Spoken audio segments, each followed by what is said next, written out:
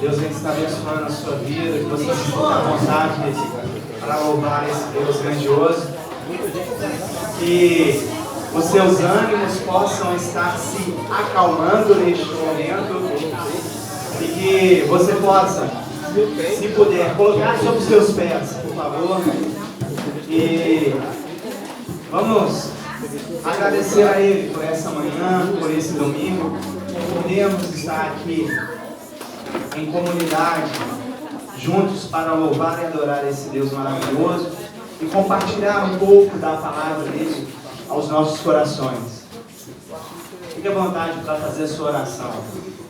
Pai, obrigado, Pai amado Deus querido, porque nós sabemos que o Senhor é bom, o Senhor é um Deus majestoso, o Senhor é santo, fiel, o Senhor é um Deus conosco. E toda a honra, toda a glória, todo louvor seja dado assim ao Senhor, Pai. Vem estar abençoando a cada um que está aqui. Abençoe aqueles que ainda não chegaram. Prepara o caminho para que eles possam estar chegando aqui debaixo da tua proteção, da tua segurança. Vem estar abençoando, Pai amado, Deus querido, a palavra que estará sendo ministrada aos nossos corações. E que tudo que for feito aqui, ó Pai, seja para a tua honra, para a tua glória e para o teu louvor. No nome de Jesus. Amém. Glória a Deus. Adoramos, Senhor. Agradecemos, Senhor. Tu és o nosso Senhor, o nosso Deus. Cuida de nós, Senhor. Fortaleça, Pai, em nome de Jesus. Damos a tua graça. Assim como a costa anseia por águas, como terra seca precisa da chuva, meu coração tem sede de ti, e Deus assim como a costa anseia por águas, como terra seca precisa da chuva, meu coração tem sede de ti, e Deus vai chover, Senhor Jesus, derrama a chuva nesse lugar, fica meu filho, Senhor Jesus, inundar o meu coração, assim como a costa anseia por águas, como terra seca precisa da chuva, meu coração tem sede de ti, e Deus vai chover, Senhor Jesus, derrama a chuva nesse lugar, fica meu filho, Senhor Jesus, inundar o meu coração, vai chover, Senhor Jesus, derrama a chuva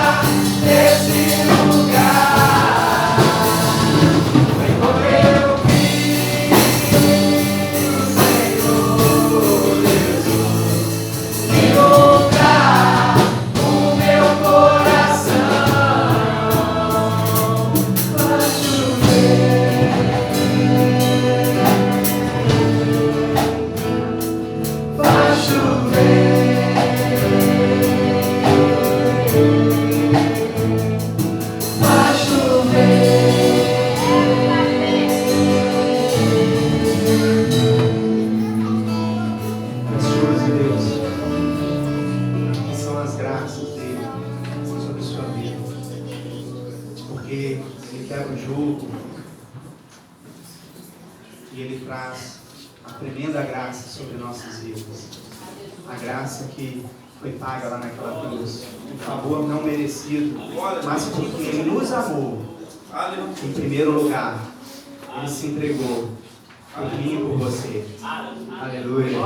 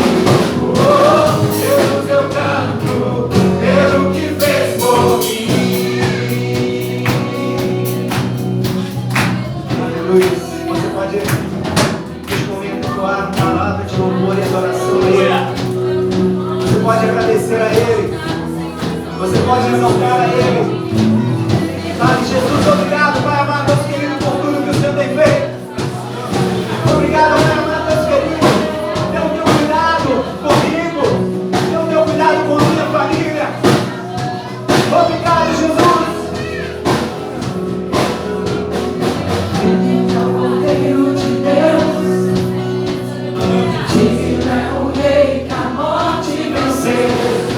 Digno é o Cordeiro.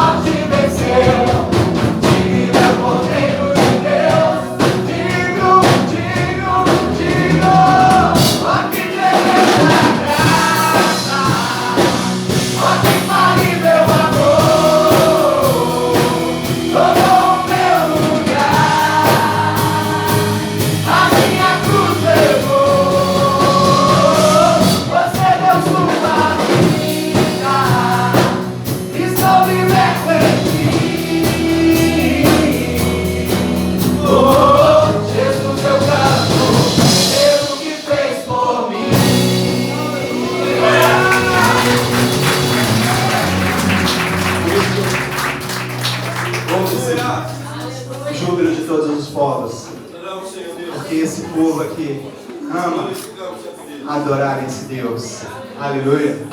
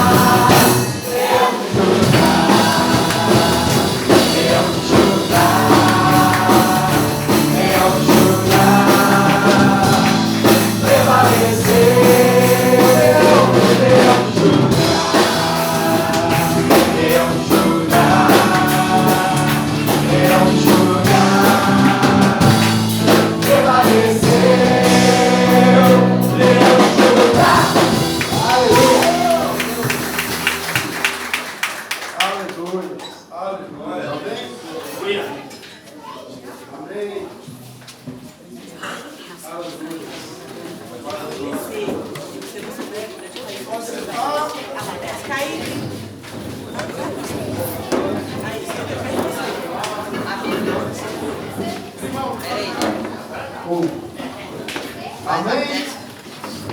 Vou tentar. Essa manhã é o nosso café teológico.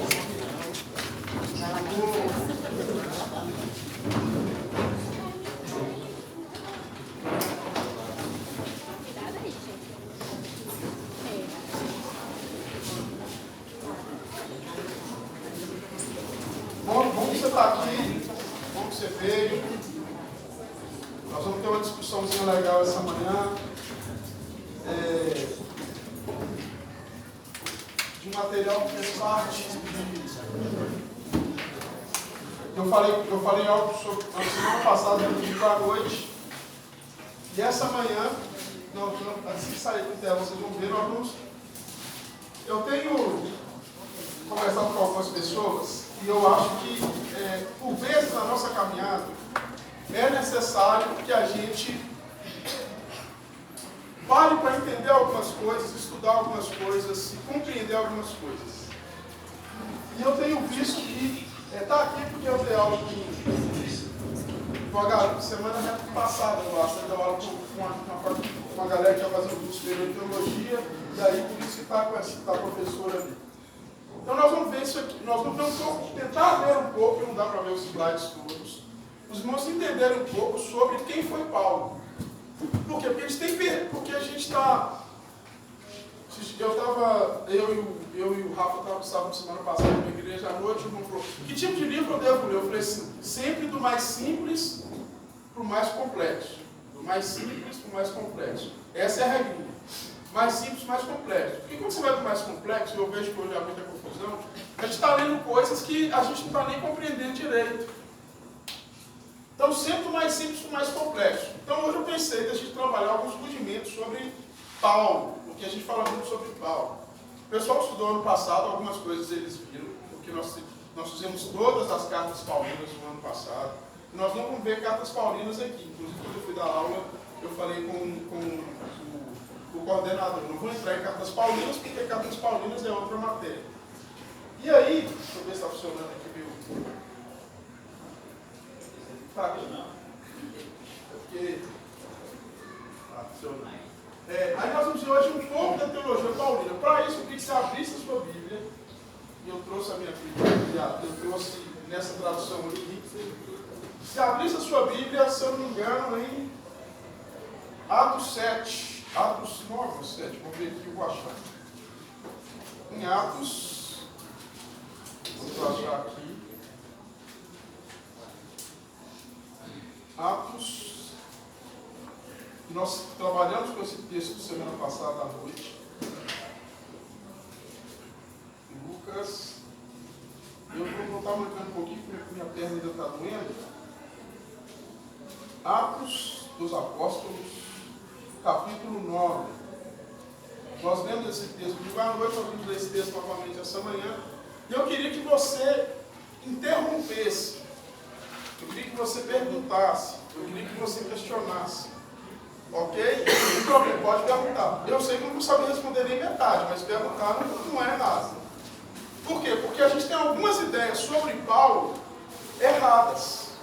Ou a gente chama de hermenêutica. O que é hermenêutica? É interpretação. A gente faz algumas interpretações sobre textos de Paulo de forma errada.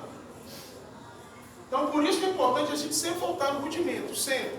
Do mais simples para o mais complexo. Você pega ali o Descartes, nosso professor de matemática, ou o Gabriel, que é professor de matemática. Se a pessoa não aprendeu 1 mais 1, não vai ter como ele aprender as equações de segundo grau, tipo de coisa. Primeiro é do mais simples para o mais complexo. Então, às vezes vocês estão dando aulas e falam assim, poxa, Deus, as pessoas não conseguem fazer em porcentagem, como é que eu vou... Aí você tem que ir lá atrás, nós estamos, sei lá, segundo grau. Porcentagem não é segundo grau que fala mais hoje, né? No meu tempo que é ensino médio, isso. Que é do meu tempo, porque eu fico andando com o pessoal mais velho, aí eu confundo. O pessoal igual o Igor, o pessoal mais velho. No ensino, aí você fala, essa pessoa não sabe fazer porcentagem. Como é que eles vão fazer essa conta? Dentro da palavra é a mesma coisa, porque todo mundo entende que sabe. Porque a gente entende, nós temos um erro quando a gente vê, lá quando a gente pega lá a reforma protestante falava assim, somente a livre interpretação da Bíblia. Na verdade, o que Lutero quis dizer é o livre exame do texto. Livre exame do texto bíblico, não livre interpretação, porque a interpretação só pode ter uma. Agora, a aplicação do texto você pode ter diversas, ok? Agora, a interpretação só tem um sentido do autor. Só tem uma forma como ele quis passar a mensagem. Até porque o público-alvo do autor não somos nós, ok? O público-alvo de Paulo somos nós? Não, nós. Não é normal a pessoa ficar sozinha lá atrás. Uma pega de passa bem, cara. Ela tem que sentar aqui. Foi do meu lado. Com a cadeira aqui. Foi do meu lado. Aí, meu toque. Espero que o Noah esteja lá embaixo. Ele foi pra lá sozinho, eu fiquei assustada. Aí, tá vendo? O Noah sente falta da gente. A Fernanda está no 6º ano do direito de conviver com o Noah. A gente até já falou com ela, mas ela não acredita. A gente atura ela porque eu Noah. Ela acredita, sim. Mas, certeza. aí quando o Noah não vê, eu fico pensando, pra que ela veio? O Noah não está aqui. Eu venho pra comer um lanche, Ah, cara, de falta nada assim. Eu sei, desculpa a sinceridade, é porque a gente não pode. E esse pensamento não é só meu, não. É de toda a Cristianismo, comunidade. né? Cristianismo. Esse pensamento é de toda a comunidade. Então, o que acontece? Não há como tirar Paulo do seu contexto. Se a gente tira Paulo do contexto dele, nós não vamos entender o que ele escreveu. Então, nós vamos tentar, em rápidas palavras, não tem como passar tudo, isso aqui foram 8 horas de sala de aula, tentar falar alguma coisa. E você pode falar você pode perguntar, você pode interromper. Eu tenho uns universitários aqui que no ano passado estudaram as cartas paulinas todas, Raquel, Fernanda, a Carla, entendeu? Rafael. Então você pode perguntar para os universitários que estão aqui para responder. A Leila, entendeu?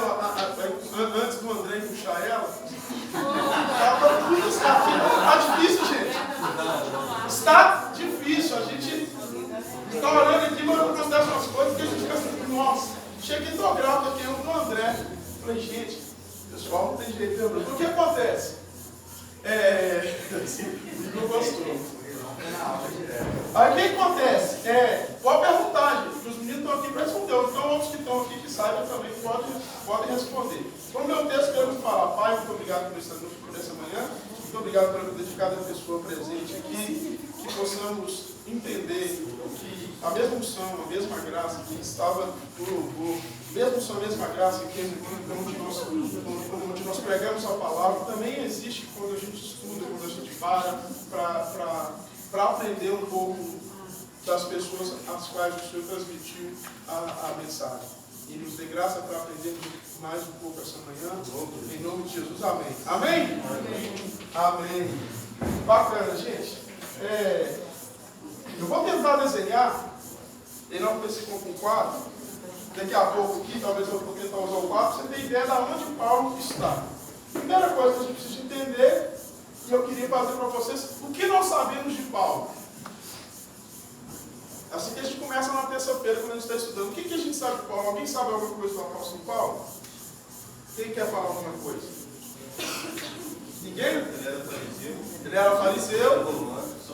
Ele tinha cidadania romana.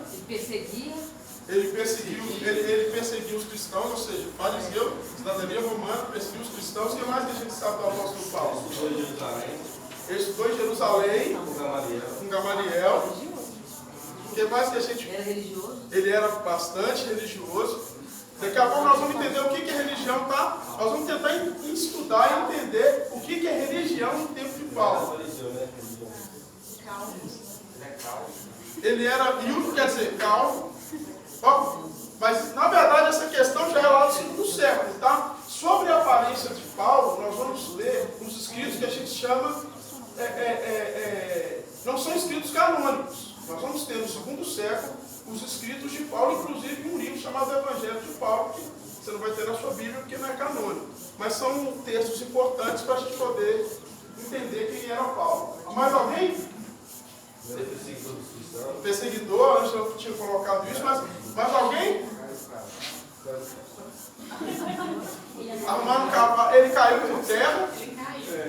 Isso. Isso aí, ó. Quanto que a Raquel falou? Cruzeiro. Repete não, Repete de novo, volta. Isso. Morreu afogado. Entendi, na praia. Na série A. Na série A. Mas aí é o texto apócrifo que eu estou agora. Então vamos lá. Então nós vamos entender o seguinte. Quem foi o homem Paulo? Vamos tentar discutir sobre o mundo de Paulo, o que era religião para Paulo, e aqui eu faço uma provocação para nós.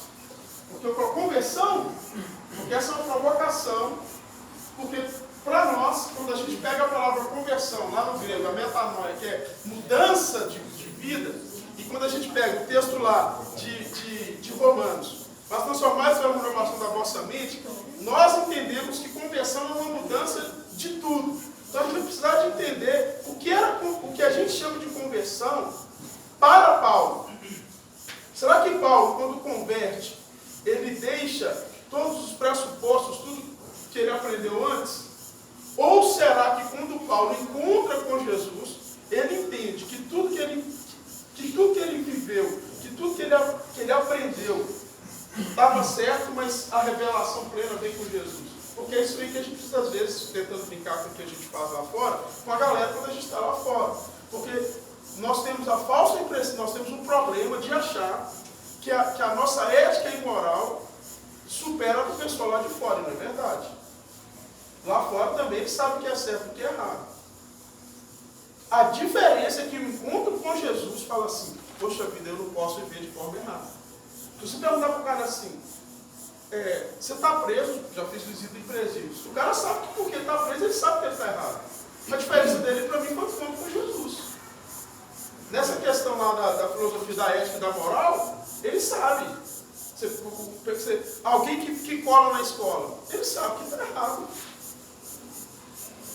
Alguém que abusa de uma criança, ele sabe que ele está errado, gente. A não ser que ele tenha algum tipo de distúrbio, algum tipo de distúrbio mental. Se não, por isso que é interessante a gente entender essa questão de conversão. Porque talvez, se nós promovêssemos para as pessoas encontros como Jesus promoveu com Paulo, essas pessoas poderiam realmente mudar. Em vez de falar assim, tudo que você faz está errado. Talvez a nossa forma de testemunho é, o que você pensa disso? Porque quando você fala isso para a pessoa fica assim, eu acho que não estou acertando não. Pode perguntar algo. O que você acha de pegar 10 caras na noite? Um perigo às vezes até de pegar uma doença. Eu acho que isso é perigoso. A pessoa sabe. Isso é questão lógica. A pessoa tem essa ideia, ela sabe. Lá no fundo ela sabe. Então talvez a pergunta por isso eu estou provocando e trabalhando essa questão da teologia paulina, mais trazendo para o dia de hoje para a gente poder entender. A pessoa, você fala assim, peraí, então você precisa de Jesus. Porque o encontro com Jesus mostrou para Paulo que tudo que ele sabia estava certo, mas ele estava vivendo de maneira errada. Então isso é a conversão de Paulo. Não foi deixar o que ele sabia, foi entender que o que ele sabia estava certo, mas a forma de viver ou a sua aplicabilidade estava errada. Beleza? Deu para pegar? Então vamos lá. O homem Paulo, o mundo de Paulo, religião. Vamos lá. Quem foi Paulo? Primeiro, ele sai de quê? Ele era de qual religião? Do judaísmo. Judaísmo é uma religião que vai ter a sua formatação final, lá no finalzinho, depois do livro de Malaquias, ou de Neemias, ou de Esdras, que esses livros vão ser escritos ali no período interbíblico. Até então era o povo de Israel, ok? Aconteceu uma guerra, não vou entrar muito nesses detalhes, porque o pessoal aqui já ouviu algumas vezes, dentro de Israel dividiu e ficou parte do norte e parte do sul. A parte do sul ficou uma tribo. Essa tribo é a tribo de Judá. Daí vem esse nome judaísmo. Apesar que a gente vai ver aqui que esse termo judaísmo vai ser cunhado lá no período interbíblico. A religião consistia em atividades finamente relacionadas que, juntamente com a política e a vida comunitária, mantinham uma cultura unida e interligavam os membros de todas dessa cultura atividades uns aos outros. No mundo ocidental moderno, religião tende a significar crenças individuais e práticas relacionadas a Deus, distintas da política, cultura e vida comunitária. Para nós, religião é uma parte da nossa vida, ok? Vamos tentar entender como era lá naquele tempo, a partir, por exemplo, dos mundos muçulmanos, do mundo muçulmano radical. No mundo muçulmano radical, religião tem a ver com a vida da pessoa toda, não é? Para Paulo, é isso que Paulo entendia como religião. É isso que Paulo entendia como judaísmo. Para ele, tudo estava ligado.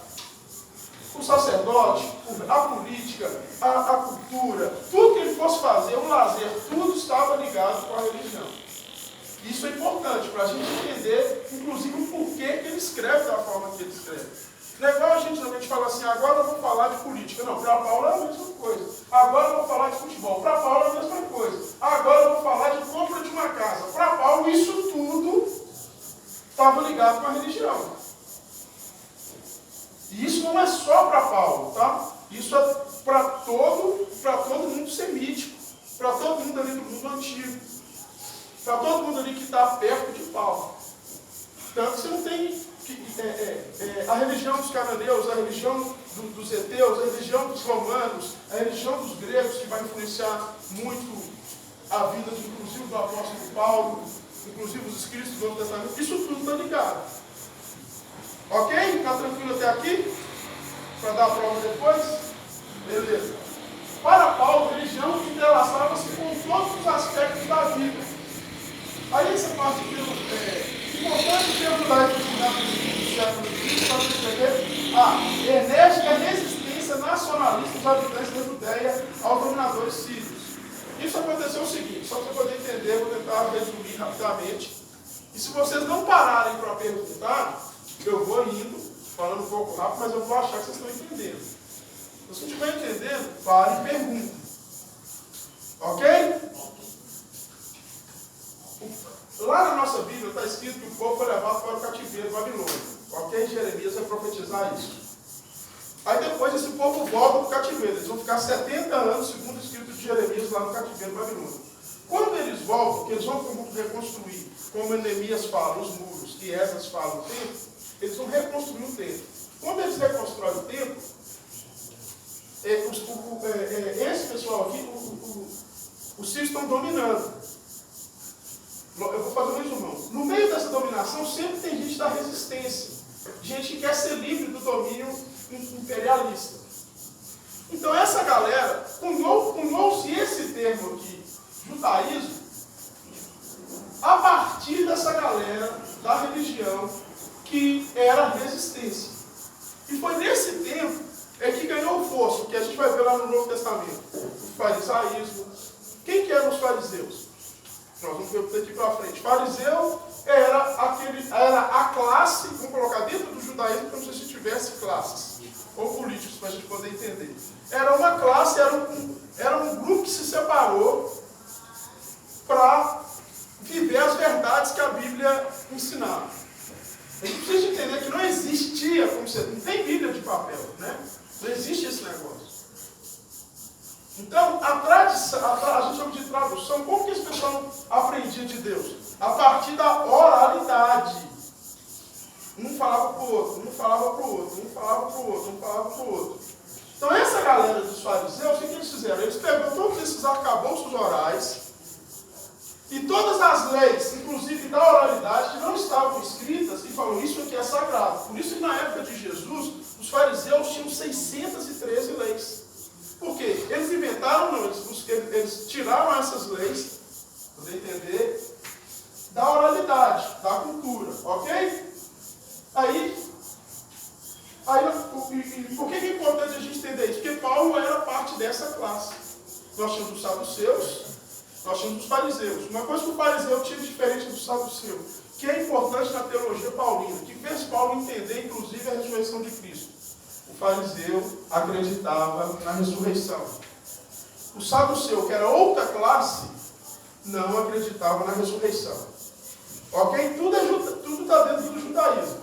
Vamos pensar no cristianismo, para ficar fácil para a gente poder entender. No cristianismo, ontem eu terminei de fazer as lições que nós vamos estar passando para todo mundo entender um pouco da base do Evangelho. Então, uma lição ela está falando o seguinte: sobre o batismo. Então, no batismo, por que a gente não batiza criança? Porque para nós, o significado do batismo tem a ver com arrependimento.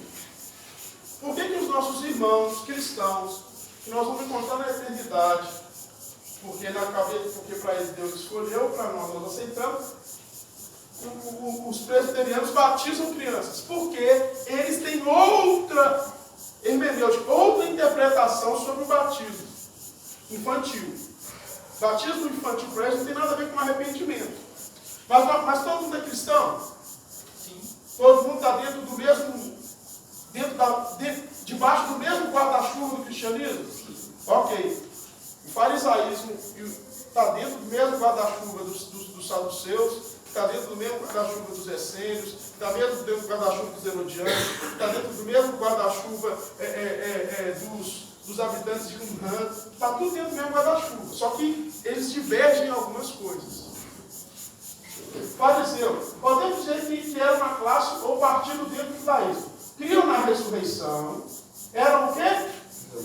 Essa palavra é importante. Por que Paulo perseguiu? Porque ele tinha zelo. Ele só perseguiu porque ele falou o seguinte: essa galera está errada, e se essa galera está errada, nós temos que proteger a religião.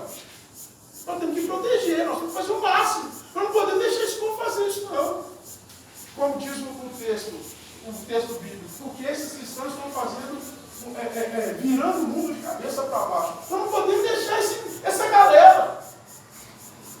Por isso que ele perseguiu. Ele não perseguiu porque ele era uma pessoa má. Ele não perseguiu porque ele era uma pessoa nefasta. Ele perseguiu porque ele falava assim, Deus quer que eu faça isso. Isso estava na cabeça dele. É importante para a gente entender isso. E talvez é importante para a gente contextualizar, porque de repente a gente faz isso com o outro também. Porque zelo sem amor gera falta de piedade.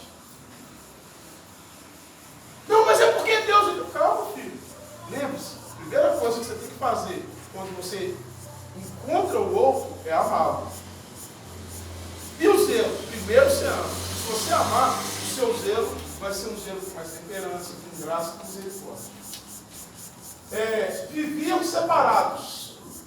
Porque fariseu vem de uma terminologia hebraica que significa separados. Então, e eles eram muito zelosos.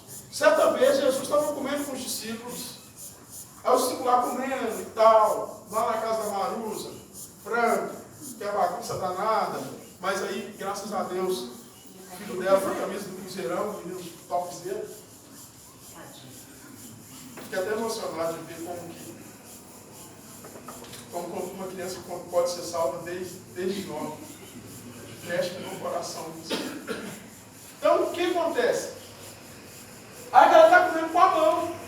Aí o fariseu chegou e falou o seguinte, como é que esse pessoal está falando que é de Deus, só que estão tocando o negócio com a mão? Porque o texto bíblico falava o seguinte, que o sacerdote, na hora que for oficiar, fora do tempo, vou falar de uma linguagem que a gente possa entender, fazer o culto, ele tem que se lavar. Só que o fariseu falava o seguinte, espera aí, para não ter problema, nós vamos fazer o seguinte, a lei agora é, nós vamos lavar toda hora que a gente for comer. Porque eles tinham medo, entre aspas, medo de errar. Ok? O mundo de Paulo. Paulo foi, presta atenção, isso aqui às vezes dá confusão. Paulo foi um homem de sua época. Paulo foi um homem do seu tempo, gente. Tem hora que a gente vê pregações, e não está errado essas pregações. Você pode contextualizar, mas primeiro você tem que entender o tempo da pessoa. Porque Paulo hoje é diferente. Porque Paulo hoje não sabe o que está rolando, ele não sabe o que é avião, ele não sabe o que é internet, ele não sabe o que é roupa de marca. Essas coisas não existem no mundo de Paulo. Paulo foi um homem do seu tempo, portanto, os escritos de Paulo foram escritos para o seu tempo. Ok? Parece uma coisa boba, mas para entender. Eu vou pregar. Aí você vai lá e abre Coríntios. Então, irmão, esse texto aqui está falando, não, esse texto está falando que é primeiro os Coríntios. Como que Paulo, e é difícil a gente entender o que Paulo pensava, mas como Paulo entendia isso, como os coríntios entendiam isso. Porque a mulher, lá em Timóteo, não pode falar. Isso aqui está escrito, que a mulher não pode falar. Espera aí. Por que foi escrito dessa forma? O que Paulo estava querendo dizer, quando ele escreve para Timóteo, você ele sabe de Paulo isso, quando ele escreve para Timóteo isso. Aí, tá vendo? A violência. A gente fala de dizer de amor. O que o Paulo está querendo dizer? Não, eu lembro uma vez que eu estava conversando com uma irmã, e eu não gosto de fazer isso não, mas eu estava arrumando um negócio no carro, a irmã ela começou assim. Não, tá vendo? Porque aqui, ó, o brinco é do diabo, e tal. E começou, eu falei, nossa, e eu queria, tipo assim, discutir, tipo assim. Eu falei assim, a senhora tem uma Bíblia aí? Ela, lógico que eu tenho uma Bíblia. O senhor é crente? Eu falei, nossa, que legal. Só pegar a Bíblia? Eu ando com as 3 Bíblias no meu carro, quem sabe disso? Aí ela pegou a Bíblia dela. Vou pegar ela da senhora, porque já que a minha está diferente. Fui lá e cantar. E a noiva, adornada e tal. Eu falei, lê aquela. Com brincos, com pé, você vai levar. Vou ter que perguntar ao pastor. Eu falei, não, pergunta o pastor lá que vai ser legal. De repente eu vou explicar para a senhora. Quando depois da cantada, nós vamos estudar esse texto, escrito por mulheres, inclusive, É muito significativo dentro da teologia cristã. Então, é importante para a gente isso. Nós, que fomos um pouco com a Márcia, podia ter falado com ela sobre o texto e tal. Não tinha tempo. Porque quando a gente descontextualiza o texto, a gente traz um novo significado. E isso é errado. Paulo de Tarso, região da Sicília, localizada na Ásia Menor, atualmente Turquia, estava nas grandes rotas entre o Ocidente e o Oriente. Era uma cidade de cultura. O quê? Política. De que mais? E o quê? Então dá-se a entender, por exemplo, por que Paulo, possível escritor de 13 cartas, usava nos seus escritos muitas vezes uma retórica que o filósofo usa. Porque quando você vai estudar o texto de Paulo, você vai entender o seguinte: quando você vai estudar qualquer texto da Bíblia, você tem que entender o seguinte: qual é a literatura que esse texto foi escrito? Quem já leu o livro de Ruth aqui? Novela. O livro de Ruth é uma novela. Como ele está escrito? Ele está escrito a partir da narrativa da novela. Ok? Como não tem textos lá no Salmo que são poemas? Não, nós temos poema. Nós não temos textos que são ironias. Nós temos textos que são ironias. Nós não temos textos na Bíblia que são hipérboles. Gideão tinha lá pouca gente, lutou com 300 mil. Quem contou? Essa tecnologia de contar surge depois, gente. Quantas pessoas tem ali? Pega a polícia. Porque sempre tem uma coisa diferente, né? Tem a contagem da polícia, a contagem da televisão e a contagem de quem fez o evento. A polícia chega lá, ela vai falar o seguinte, mais ou menos assim, né? Que mexe em estatística. Aqui em 1 quilômetro, tem 4 pessoas, total deu 6 mil. Aí o cara da televisão fala assim: multidão! 35 mil pessoas. Aí o cara do evento falando assim: 72 mil pessoas que nós vimos contando com o dedo, fazendo lista de chamada. Então, a polícia geralmente está mais certa, por quê? Porque ela precisa de conta, então ela precisa de saber. Então ela tem alguém que faz essa estatística. Mas naquele tempo de Gideão, eles não sabiam isso não, gente. Então o escritor, quando vai escrever o texto, alguém está escrevendo a história quando está acontecendo lá, gente? Ninguém está escrevendo. Vamos para a guerra. Não.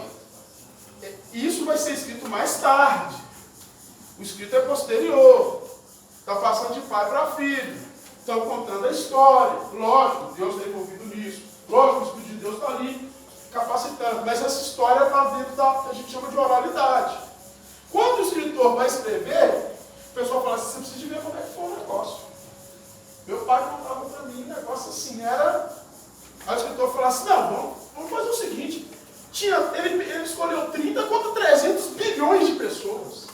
Não existia aqui tanto de jeito no mundo. Como é que tinha um exército desse tamanho? Só que é hipérbole. Para quê? Para trazer o quê? Para trazer a intenção de chamar a atenção e a emoção do leitor quando vê. Realmente, Deus livrou o povo. Ok? Beleza? Está dando para entender? É isso que vai formar Paulo. Os escritos paulinos, você precisa de entender. O que está usando aqui agora? Isso aqui é uma ironia. O texto que eu preguei o ano passado sobre quando Paulo responde cursos pudóricos sobre cursos honórios. Paulo está respondendo porque eu fui preso, fui açoitado, fiz isso, termina o texto da Coríntios falando assim, inclusive fugi. Eu fui fugitivo. Paulo está falando, porque Paulo está combatendo o escrito dos imperadores que fala assim: eu sou o cara que sempre me dou bem. Paulo fala assim: no Evangelho a gente não se dá bem sempre não, mas eu persisto, porque eu não vou deixar de seguir o Senhor não. Inclusive, o escrito do imperador é: eu ganho a batalha. O meu escrito é: não vai me entender. Fui bundão, saí fugido da cidade. Me colocaram no cesto, baixei o cesto e fui embora. Não, por que Paulo escreveu isso aqui? As pessoas que ouviram e que leram Paulo estão sabendo sobre do que Paulo está falando. Beleza? A cidade, então, ele usou de tudo que ele aprendeu. Então, política, filosofia e negócios. A cidade de Tarso era uma cidade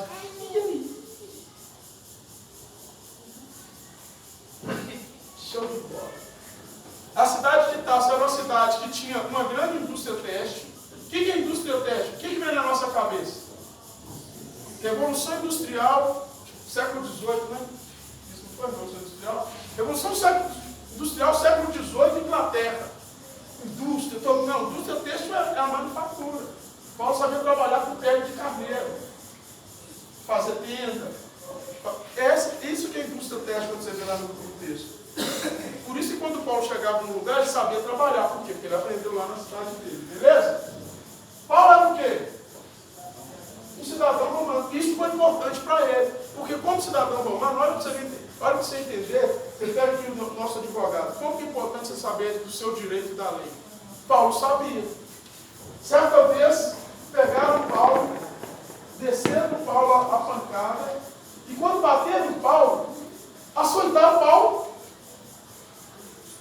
Aí falaram assim, não, Paulo é cliente, não vai fazer nada. Paulo falou assim, aqui, eu não podia ser açoitado, não. Com identidade aqui, sou cidadão romano. Eles bateram em mim. Nossa, ele é cidadão romano, vai dar confusão para nós. Por quê? Como cidadão romano, Paulo, inclusive, usou dessa cidadania para apelar para César. Possuía como cidadão romano o quê? Quantos nomes? 3 nomes. Então Paulo não tem nome mudado. Nossa, ele era Saulo, e aí depois ele começou a andar com Jesus, mudou para Paulo. Isso não acontece, gente. Ele tem um nome hebraico, ele tem um nome romano e ele tem um sobrenome. E Saulo, lá no Antigo Testamento, sabe o que é? Saulo. Igual Jesus é Josué. Então Saulo é Saul. José. Saulo é Saul. Só que agora, nos seus escritos, em vez de ele usar o nome hebraico, ele vai usar mais qual nome? Ou quem vai escrever sobre eles? O nome romano, Paulo. Agora, se você ler o texto, você vai ver que Deus o chama por qual nome? Deus o chama pelo nome hebraico. Saulo, Saulo, por que me persegues? Em nenhum momento você vê Deus falando assim, e agora o seu nome não será mais Saulo, o seu nome será Paulo. Não tem esse, ok? Isso caiu no nosso imaginário. Não estou falando você que está errado, que a pessoa fez isso por maldade, mas caiu no nosso imaginário. Não. O nome dele continua sendo o mesmo. Só que agora, inclusive, por ser um apóstolo aos gentios, ou seja, por pregar agora o Evangelho, ele entende o seu chamado como alguém que tem que falar para Jesus, para quem não é judeu de nascimento, ele usa o nome romano. Tranquilo? Até aqui está tranquilo, gente? E aí? Posso fazer pergunta? Eu não sei se eu separo, se eu ponho aqui na frente ou aqui atrás. Depois você quer para a Bíblia? O Fernando está falando muito hoje. Se pegar para Cristo. Não, eu nem falei do seu nome, você viu, né? Eu estou querendo comprar um palmatório. Palmatório, o João falou que é legal. Isso. Então aqui, agora eu vou ter. Vocês não vão ver, eu vou fazer como eu fiz semana passada. Só para você poder entender. Lá onde o Reginaldo está, aquela ali vai ser a região da Judéia, ok? Aqui no meio vai ser a região de Samaria, ok? Samaria. Eu tô fora desse trem. Aqui aonde eu estou, vai ser a região da Galileia. E lá na pontinha, no final da bateria lá, vai ser a região, Paulo vai morar em Tarso, só para você ter uma ideia. Ok? Paulo morava, e aí isso é importante para você saber, Paulo nasceu muito longe de Jerusalém. Presta atenção. Lembra do que eu falei para você, que não existe, o cristianismo não é monolítico. Ok? Você não tem um cristianismo só. Você tem uma. Agora, dentro desse cristianismo, cristã por quê? Ela crê que Jesus Cristo é Deus, é Filho de Deus, veio, morreu, ressuscitou e tal. Então você fala, é meu irmão em Cristo. Mas ele não é monolítico no sentido universal. O judaísmo também não era monolítico, lembra? O próprio Paulo era fariseu. Então ele não era monolítico em Jerusalém, mas fora de Jerusalém, ele era um pouco diferente. Porque nós vamos chamar o judaísmo fora de Jerusalém de judeus da dispersão. O que é os judeus da dispersão? É um judeu que mora fora de Jerusalém. Porque se em Jerusalém, o lugar mais santo, mais sagrado, onde Deus fala, qual é o lugar que Deus fala? Não, dentro de Jerusalém, qual é o lugar que Deus fala? O templo. O templo é o lugar que Deus fala. É ou não é? Jerusalém, você vai a Jerusalém para quê? Você vai a Jerusalém para ir para o templo. Fora de Jerusalém tem templo? Tem um templo a Deus fora de Jerusalém, tirando a Samaria, que é outra, que é a parte. Não tem, concorda? O que você tem fora de Jerusalém? Você tem sinagogas. O que é sinagoga? É o local que a galera que se entende judeu, ou que se converte ao judaísmo, se reúne todo sábado para quê? Para estudar, ok? Então, se Jerusalém, o templo é o centro, fora de Jerusalém, vai se desenvolver um judaísmo chamado de judaísmo rabínico. Porque os mestres vão começar a vão ensinar mais. Você não tem um sacerdote lá do templo. Você está longe, você mora lá na Turquia, você mora na Itália, você mora na Espanha. Você está longe, você mora na Etiópia. Quem é estudioso de guerra sabe, talvez, um dos grandes nomes do mundo é a Etiópia. Um dos países mais antigos até hoje é a Etiópia. Desde os tempos bíblicos, a Etiópia existe. Então, onde existia comunidade de judeu, isso que é dispersão, o pessoal foi disperso. Aonde existia comunidade de judeu, existia sinagoga. E aí você tinha alguém que oficiava lá, mas você tinha também os mestres que ensinavam. Paulo é fruto desse tipo de judaísmo, porque ele não nasce em Jerusalém. Por volta de 12 a 14 anos é que ele vai para Jerusalém estudar com Gamaliel. Gamaliel é o que, gente? É um rabi. Ou seja, Paulo não estava ali na linha sacerdotal, Paulo estava na linha dos rabínicos. Não estava lá na família do Levi, lá do sacerdote, do Levi. Ele estava na linha do quê? Do religioso que pendeu para o quê? Que pendeu para esse lado dos mestres. Está dando para entender? Que tem prova depois, é R$5 por cada pergunta que erra, tá? Cara, vai sair bico hoje esse negócio.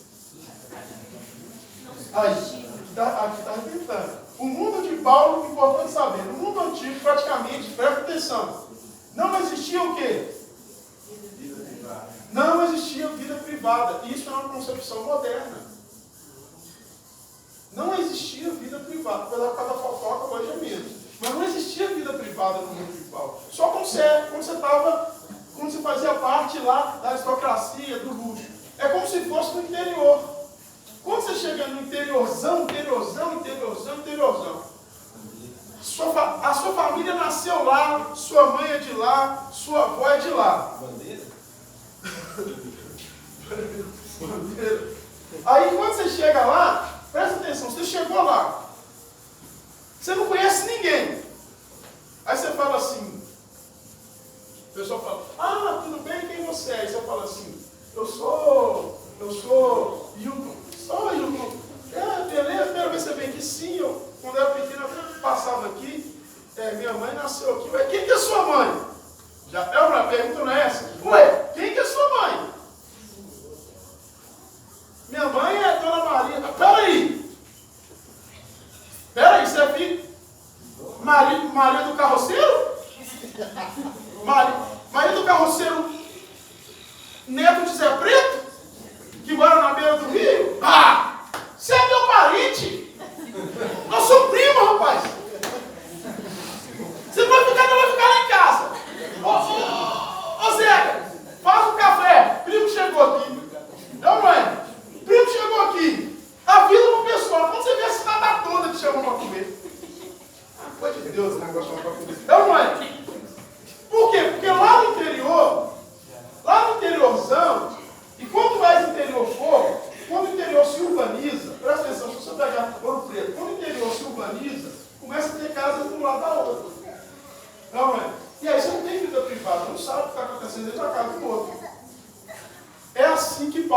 sabedoria.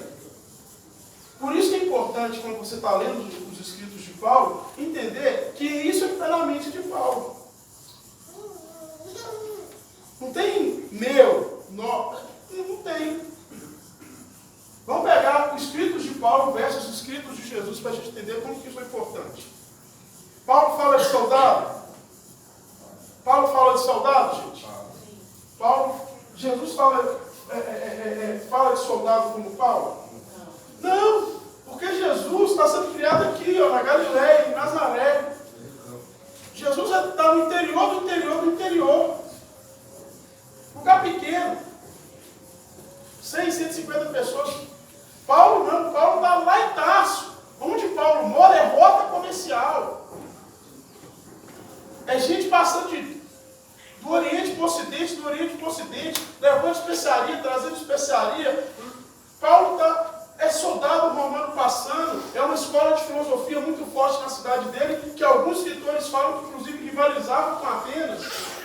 Então a mente de Paulo, gente, quando eu estou falando isso, estou falando do escrito. Não tem nem como você comparar Jesus com Paulo. Eu estou falando que, e se a gente parar para pensar, Jesus inclusive não deixa nada escrito, né? Mas é lógico que Jesus é Jesus. Mas para você poder entender sobre a literatura, a mente de Paulo é cosmopolita. A mente de Paulo está ligada no mundo. Paulo não sabe o que é Roma. Paulo não sabe o que é a guarnição romana. Paulo sabe o que é. Possivelmente Paulo deve falar 4 línguas. Paulo fala hebraico, Paulo fala aramaico, Paulo fala o grego e possivelmente Paulo fala o latim, que é a língua lá oficial de Roma, apesar que Roma não fala o grego também, mas Paulo também sabe o latim. Isso é importante. Porque quando você vai ler o texto com essas informações, a sua leitura do texto muda. Você fala, opa, lógico, tem que orar, buscar de Deus, o que Deus vai falar comigo. Mas isso aí, esse arcabouço que você traz, a Bíblia fala assim, quer trazer a memória que dá esperança. Você vai trazer a memória, quando você vai precisar de usar, quanto mais recursos você tiver, ou ferramentas você tiver, melhor vai ser a sua exposição. Semana que vem nós vamos ter aqui o nosso congresso de mulheres. Não é? Inclusive a minha ideia é para que nós homens possamos estar lá embaixo, recebendo as mulheres. A gente vir top, de terno, top, e nós vamos estar aqui para servir, porque a comunidade é uma só. A gente não pode subir, entrar aqui dentro. A gente está lá, servir as mulheres. Na verdade, a ideia não foi minha. Foi do Igor e do pessoal da grupo de terra. Foi isso, gente.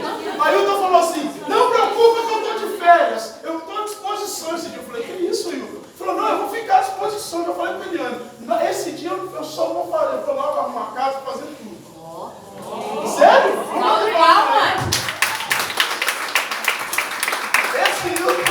Esse Hilton. Eu fiquei enganado. Eu falei, nossa, esse Hilton tá demais. Então assim, Rafael, vai estar todo mundo aqui de terno. Nós não podemos entrar, é vetada a nossa entrada aqui dentro. Nós vamos ir com a rosa nas mãos, tá? Ok? R$2. Cada um vamos ter que comprar com o nosso dinheiro. O negócio vai para nós aqui. Dá bombom. Agora complicou, porque eu estou pensando que nós vamos fazer isso. Mas tudo bem. Dá bombom, gente. Compra a caixa de bombom. Não, rosa mais não é vantagem. Vamos telefonar os filhos. Rosa de Rosa não, depois também não. Não pode ser até rosa falsa, mas rosa falsa é esse cara. Aí, ó, vamos continuar aqui. Aí semana que vem nós vamos estar aqui, nós vamos pôr no grupo dos homens. Eles já estão movimentando isso. Vocês não sabem como é que está o negócio do grupo dos homens nesse congresso. Decato está ali, Decato falou assim, não era para contar. Eu dou uma olhada de condenação, ia ser surpresa. Desculpa, estraguei a surpresa.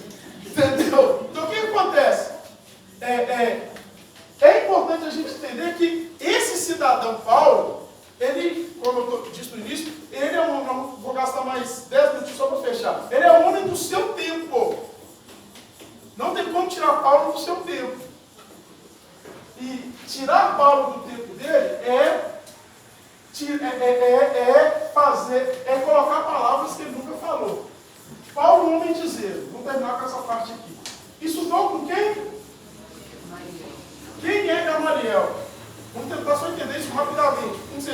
seja lá onde isso. Nós temos duas grandes escolas em Jerusalém. Duas grandes escolas. Nós temos a escola de Shammai e nós temos a escola de Eliel. Gamaliel é o neto de Eliel, possivelmente. Ok? Lembra quando Jesus está falando do divórcio lá no livro de Mateus? Aquilo ali é um confronto das escolas. É a escola que Paulo estudou contra a escola de Shammai. Uma escola é mais, vou colocar nesse nome, e não pense isso de forma pejorativa não. Uma escola é mais liberal e outra escola é mais dura. A escola de Paulo é a mais liberal, que é a escola do Gamaliel. A escola de Shammai é a escola mais dura. Só que Paulo vai fazer uma inversão quando se trata dos cristãos. Porque você lembra que lá no texto de Atos, nós fizemos lá no ano passado, quando o cristianismo surge, isso é Maruz aí. A Fernanda até saiu de lá para não ser culpada. Mas eu não posso passar raiva, Maruz. Eu só estou falando que eu gostei de Gamaliel. Vive e deixa viver. Isso. Só que para isso, então nós vamos entender o que isso significa. Gamaliel, ele era mais... Quando o cristianismo surge e começa a tomar força, porque o cristianismo surge como se fosse, presta atenção, mais um desses partidos judaicos, ok? Nós temos o fariseu, nós temos o saduceu, nós temos os essênios, agora a gente tem uma outra galera que está surgindo aí, que são o quê? Os cristãos, que não eram chamados de cristãos. Você lê o texto, eles eram chamados de os do caminho. O termo cristão vai aparecer mais tarde, lá na cidade de Antioquia, que o texto vai falar assim: pela primeira vez, os discípulos foram chamados cristãos. Cristão é uma forma de zombar, era uma zombaria, era diminuir as pessoas, era assim, eles são pequeno Cristo, estava zoando, era uma zoação, ok? Então, essa escola de Gamaliel, eles tinham um lema. Aí, quando chega para Gamaliel, eu falei: esse pessoal que está surgindo é Gamaliel, uma escola mais tranquila, e falou o seguinte: olha, se esse pessoal for de Deus, e a gente estiver falando contra, vai ser ruim para nós. Se esse pessoal que surgiu não for de Deus, sabe o que vai acontecer com esse projeto aí? Vai acabar. Por quê? Porque esse projeto de gente achar que Deus mandou, vou usar essa palavra, para que é ungido, que Deus que mandou, está fazendo o que Deus mandou, toda hora aparece um falando um negócio desse aí. Toda hora tem gente falando isso aí. Deixa. Por isso que esse lema aqui: vive e deixe viver. Agora, o viva de Gamaliel é o quê? Gente, eu estou buscando fazer o que é certo. Vocês vão fazer o que é errado, é problema deles. É esse que é o vive e deixa viver. Não é assim: viva e deixa fazer o que quer. Ele fala assim: eles podem estar errados, mas eu vou fazer o que é certo. Paulo, em vez de buscar, Paulo não vive esse conselho de Gamaliel, ele vive o conselho de Shammai, que é o seguinte: se está fazendo uma coisa que é contra Deus, nós vamos correr atrás. Por que Paulo fala isso? Porque ele era homem de... Aonde que Paulo vai aprender esse homem de zelo, gente? Na Bíblia, na Escritura. É lá que ele aprende esse homem de zelo. Ele olha lá na história dele e ele fala assim: no dia que um gigante de fora desafiou Deus, Davi cortou a cabeça dele. É assim que a gente faz. A Bíblia ensina isso para nós. No dia que tinha 450 profetas falando, Elias, né? Elias chegou e falou o seguinte: Elias zombou deles. Elias falou o seguinte: põe mais fogo, chora mais para o seu Deus responder com fogo, o texto lá do Antigo Testamento. Põe mais água aí, gente. Põe mais lenha aí. Grita mais. O cara se flagelando, se corta mais. É lá que Paulo, é dessa fonte que Paulo está bebendo. Paulo está querendo perseguir os cristãos. Paulo estava lá na morte de Gamaliel, porque ele fala o seguinte: eu estou fazendo o que Deus mandou fazer. Doa quem doer, é problema da pessoa, eu não estou nem aí para isso. Aqui não tem esse negócio da vida da pessoa, a vida da pessoa, não lembra? Na cabeça de Paulo que não tem vida privada? Não, se essa pessoa está falando contra Deus, ele está atingindo a sociedade toda, e nós temos que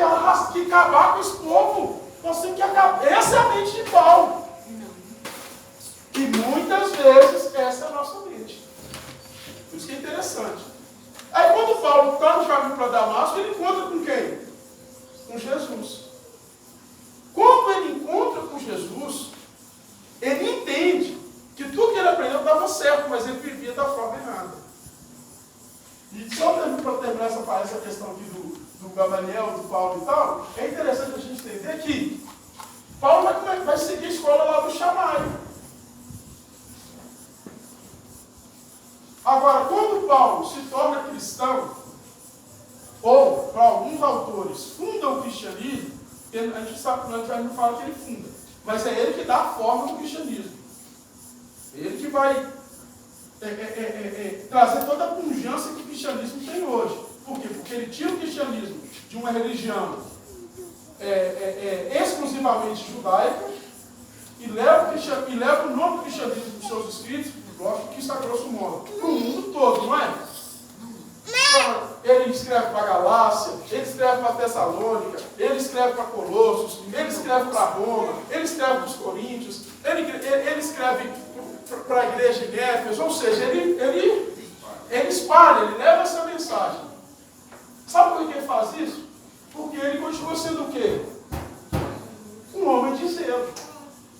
Só que agora, o zelo de Paulo é carregado do quê? Da graça e da misericórdia de Jesus. Porque quando ele olha para ele, ele fala assim, puxa vida, hein? Puxa, eu achava que eu estava fazendo, que eu era a última Coca-Cola do mundo. Puxa vida! E eu perseguia, e eu matava, e eu consentia em morte. Na verdade, eu queria que esse povo morresse. Puxa vida, hein? Eu achava que eu estava maltratando as pessoas, fazendo a vontade de Deus. Porque a minha forma, porque tudo que eu aprendi, me levou a ser homem de zelo dessa forma. Só que agora eu não entendo. E aí, irmãos, eu queria que vocês entendessem uma coisa que eu tenho pensado muito. E a gente perde isso, tá? Principalmente para nós. No interior mesmo, nós perdemos o nosso conceito de ancestralidade. Tem filho que não quer nem ser mais filho do pai. Isso foi importante para Paulo, porque Paulo, quando ele encontra com Jesus, e ele passa 3 dias, e aí eu falei isso domingo passado no culto à noite, orando e jejuando, exatamente o que Deus está querendo dizer. Você pensar, Paulo estava 3 dias fazendo o quê? Sem comer e sem beber. Gente, sem beber, a medicina, você não fica 3 dias sem beber. Você pode ficar sem comer, ok? Você tem que beber, se você não beber, você morre. Quando Paulo fica esses 3 dias orando e jejuando, ele está revendo o quê? Ele está revendo, possivelmente, tudo que ele viu, tudo que ele aprendeu. Ele está revendo todos os textos do Antigo Testamento, que a gente chama de Antigo Testamento, Paulo chama de Escritura. E Paulo está falando o seguinte: agora, a partir de Cristo, tudo faz sentido. Agora eu estou entendendo. A partir do amor de Cristo. Aí, como que Paulo começa o seu ministério falando? Sou o menor dos apóstolos. Como que Paulo termina o seu ministério? Sou o mais pecador dos homens. Por que ele fala isso? Porque ele está revendo a vida dele a partir de Jesus. Se ele revesse a vida dele só a partir dos escritos, ele ia falar o seguinte: esse cara, eu sou bom. Eu faço tudo, eu sou zeloso, eu persigo, eu não deixo falar mal mesmo. Mas quando ele está vindo, como ele está revendo a sua vida a partir de Jesus, ele fala assim: Jesus me perdoou, Jesus veio ao meu encontro. Olha, eu tinha acabado assim, eu tinha de Jerusalém a Damasco, nós falamos semana passada, vocês não estão lembrando à noite, é aproximadamente 200 quilômetros. 6 dias se você for a pé. 4 anos se você estiver do meu jeito. Mancando desse jeito. Não chega. Ok? Morreu no caso. Dependendo do tamanho da lista também. Você sabe que o microfone. Desculpa. Eu sou pecador. Você tá com o microfone, tá com poder, eu não consigo ser. Aí você desconta. Tem que pedir perdão para Deus, porque orgulho é pouco. Você tem a última palavra, por isso que eu falo. O pessoal estava zoando, eu falei: vocês podem zoar, mas quem vai estar com o microfone amanhã sou eu. Isso é ruim, gente. Porque faz a gente ser das pessoas pessoa má que a gente se torna. Então o que acontece com Paulo? Ele revê sua centralidade e ele começa a viver a partir de quem agora? Aí ele só tem uma mensagem. Olha a mensagem de Paulo para a gente finalizar essa parte, 11:28. Aí ele termina falando assim. Paulo fala sobre muita coisa, Paulo prega sobre muita coisa, Paulo responde a muitas perguntas. As cartas de Paulo, nós vimos isso no passado, na maioria das vezes, são respostas às demandas que são trazidas, mas ele fala assim, eu tenho uma mensagem só. Qual que é a mensagem de Paulo? Alguém lembra? Eu tenho só uma mensagem, o Cristo e o Cristo crucificado. Olha que coisa linda.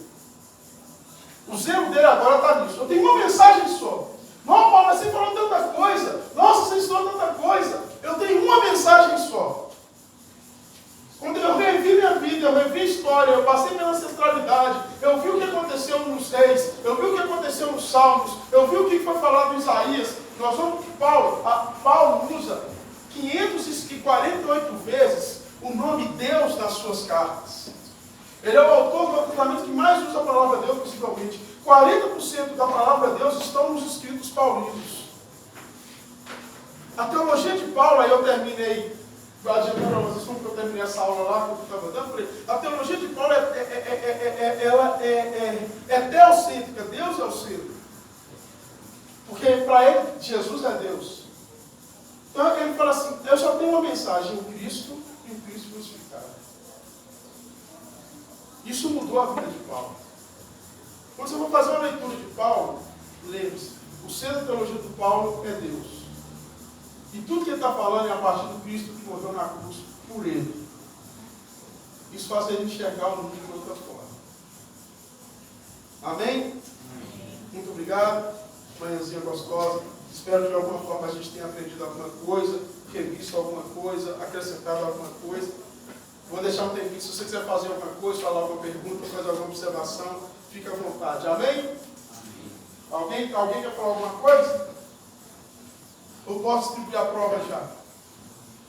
Estava falando da competição, né? Isso. Paulo, uma das coisas que a gente viu nos estudos deles ano passado, eu acho que é válido para todo mundo, Paulo só se tornou Paulo, que foi, né, pela experiência, eles tinham conhecimento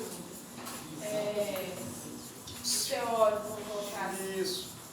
Mas a partir da experiência do cair, não necessariamente do cavalo, ele teve um encontro com Jesus, né? E hoje a gente às vezes tem uma tendência a querer ter uma vida cristã muito sóbria. Só que a experiência é que marca a gente, a experiência que testifica que Cristo é em nós. Então, tipo, da gente focar no conhecimento, que a gente pode ser ignorante, e buscar mesmo experiência, porque se for sem experiência a gente está vindo no vazio, a gente está adorando o desconhecido, a gente está fazendo as coisas no automático. E Paulo percebeu Jesus nas Escrituras antes de ter qualquer escrito sobre Jesus. E isso também a gente descobriu, tá, gente? Vai ter e é só o que eu queria. Legal, muito legal.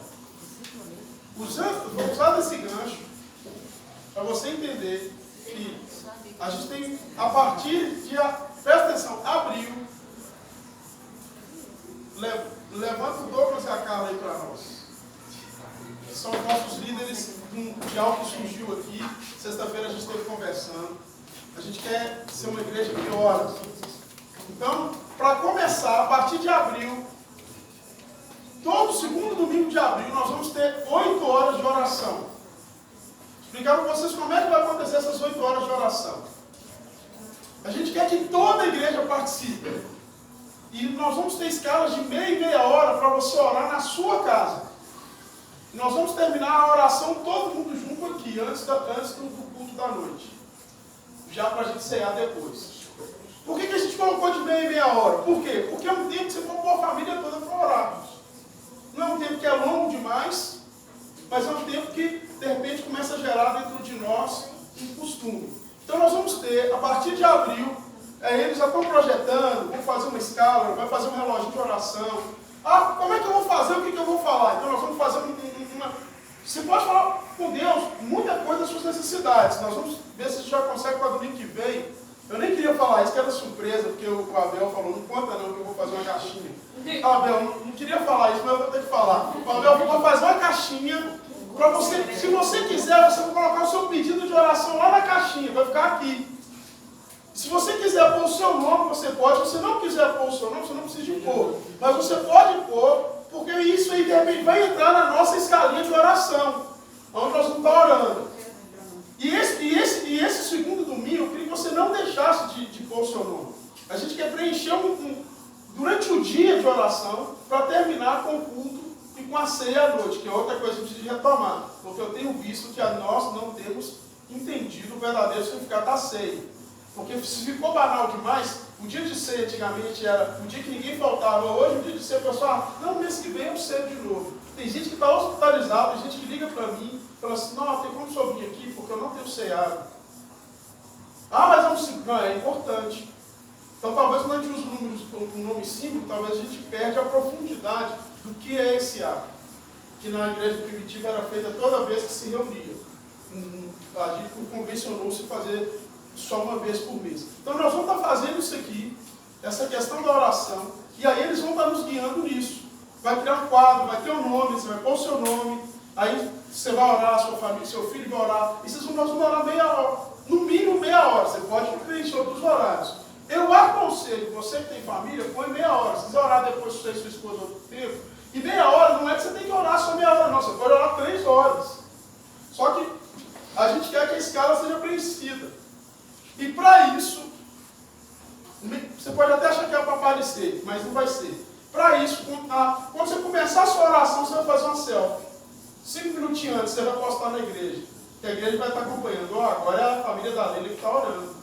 De meio-dia a meio-dia e meio. Aí quando ela terminar, já vem o outro e vai postar a selfie. Olha, agora é o Fagner que está orando. De meio-dia e meio a 1 hora. Que legal. Porque aí a gente vai poder usar o Zap de uma forma que vai ser legal e que incentiva. E se a pessoa esquecer, nós não vamos condenar. Porque de repente já está orando, mas ele esqueceu de postar. Isso aí vai sair nas regrinhas para vocês verem como é que vai funcionar. E aí, uma das coisas que eu queria que você estivesse orando é para o nosso acampamento. 8, 9 de maio. Não esqueça, irmão. Esteja orando.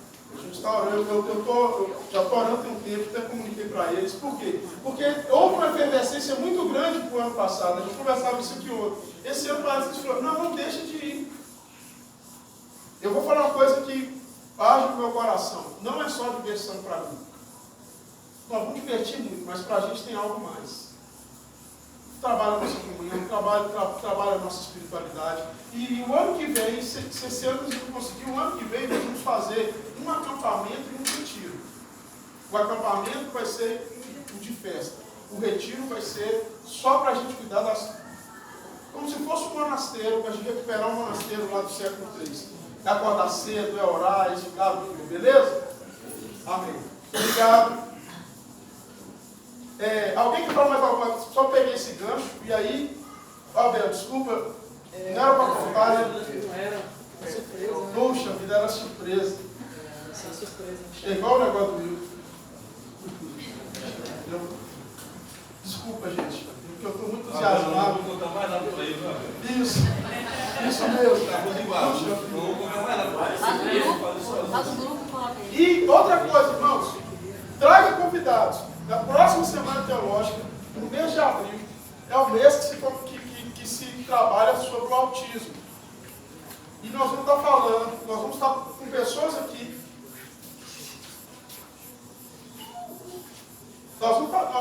Esse vai ser o tema da nossa próxima semana teológica, ok? Autismo e tal, já foi falado, mas a gente acha que é necessário a gente tocar nesse assunto novamente. Mas alguém quer falar mais alguma coisa? Não? Pode falar. Pode falar. Não, sobre o... Você fala primeiro. Pode falar comigo. Vai, fala logo. Agora você vai te pagar. Não, porque eu estou dando apoio, não, aí eu A gente tem um negócio da quaresma, eu tive uma pergunta, estava conversando com ele ontem. Esse período de quaresma, que acho que é o cristianismo ortodoxo lá, anglicano, né, do católico, catolicismo, e a ideia, acho que é baseada um pouco nisso de Paulo, que a palavra é contrição, ter um coração contrito e tal, e no final das contas a gente percebe que a gente olha um para o outro, é uma coisa que eu tenho vivido aqui na comunidade. Eu vim para cá e tal, e eu olhava um para o outro, e eu esquecia que a palavra é para mim. Aí você falando sobre isso, eu percebi que às vezes a dor do dente, ela é menor do que a extração do dente. Porque a extração do dente, essa dor ela vai diminuindo. Porque às vezes nós temos que entender, às vezes, o que eu estou entendendo, é que às vezes a gente olha para o outro, a gente enxerga o erro do outro, e eu fico pensando Deus olhando para nós e vendo os nossos erros, vendo os erros de quem a gente não vê também, ou seja, uma frustração, querendo ou não, uma falha de caráter do homem e tal. E é interessante que você falou que no final Paulo, ele se enxerga como pecador, e ele era o cara. É muito legal isso que você falou. E em relação à quaresma, eu acho interessante que a gente perde está resgatando muita coisa legal para a gente pensar do cristianismo, e a gente perde essas coisas assim para poder pensar, por exemplo, a quaresma eu não entendo muito, mas eu estava lendo sobre isso aí, e é um período de contrição, uma prática interessante a gente entender que o coração tem que ser triturado para a gente ser vulnerável, né, para poder enxergar que o outro está nos ajudando a crescer e a gente está ajudando o outro também. Eu achei muito interessante. Muito legal. Talvez valha a pena, esse ano já começou, mas ano que vem a gente trabalhar o calendário litúrgico cristão, vocês poderem entender como que a gente pode aprender quando a gente trabalha o calendário litúrgico, desde o início do ano, Quaresma, Páscoa, e aí isso a gente pode encarar não, como um exercício espiritual. Aí é legal a gente pensar e fazer uma cartilha. Eu ia comentar sobre duas falas que você teve. Primeiro sobre a literalidade, quando a gente vai ler a palavra, não só em Paulo, mas qualquer outro texto, né? A gente conseguir analisar para quem é dito, o contexto, quem é essa pessoa que está escrevendo, de quem está falando, porque a gente tem um hábito muito grande de tratar a palavra com literalidade. É isso que está escrito aqui, é isso que não. E às vezes, a gente, por esse zelo, por achar que está agradando a Deus, a gente acaba deixando de ser piedoso. E a frase que você falou aí me marcou demais. Quero ser zeloso. Zelo sem amor é igual a falta de piedade. Paulo, ele teve esse zelo, todo esse zelo, mas o amor que é Cristo, ele deixou Cristo entrar na vida dele, fazer a diferença na vida dele, ele se tornou um homem totalmente piedoso, mesmo mantendo o zelo dele, não apenas na lei, mas o zelo por Cristo. E aí, um outro comentário que você fez foi sobre a religião. A religião, para os judeus, é a vida como um todo. E que a gente trata a religião de forma diferente, né? Ela é uma parte da nossa vida. Então, uma coisa interessante que Paulo fez é que ele deixou que a religião deixasse de ser a vida dele e Cristo passou a ser a vida dele como um todo. Aí que ele vai chamar de verdadeira religião. Exatamente, a verdadeira religião. Que é quando ele deixa de viver a religião como um todo na vida dele, no que escolhe, mas Cristo passa a ser tudo na vida dele. E uma frase que você fez também para mim, viver é Cristo, morrer é lucro. Então, quando a gente trazendo isso para a gente, quando a gente compreende Cristo, quando a gente passa a viver uma vida de piedade, um zelo com amor, e passa a viver não a religião como parte da nossa vida, mas Cristo em tudo que a gente fizer, seja comprando uma casa, seja no trabalho, seja na faculdade, seja na comunidade, em casa, a gente começa a viver um pouco da piedade que a gente vê em Paulo. Né? Muito legal. Muito, gente, é muito legal. Espero que isso tenha aberto, a gente fica brincando, né? Portas, janelas na mente para a gente continuar pensando, repensando, estudando isso em casa. A partir dia 15/3, tem algumas pessoas que vão batizar. O nosso batismo vai ser feito no acampamento. Dia 15/3 começa as lições. E deixa eu só mostrar para vocês, que eu estava falando com a Daniela. Essas lições não são lições para o batismo. Essas são lições para crente. E elas mostram, porque elas vão trabalhar os fundamentos da fé. Por isso que essas lições não vão ser passadas só para quem vai batizar. Amanhã eu vou estar conversando com o pessoal, e eles vão estar fazendo todas comigo. É para todo mundo. Por quê? Porque está falando de ceia, está falando de batismo, está falando de oração, está falando de tudo. Se você quiser amanhã eu tenho uma reunião que eu vou ministrar essas lições.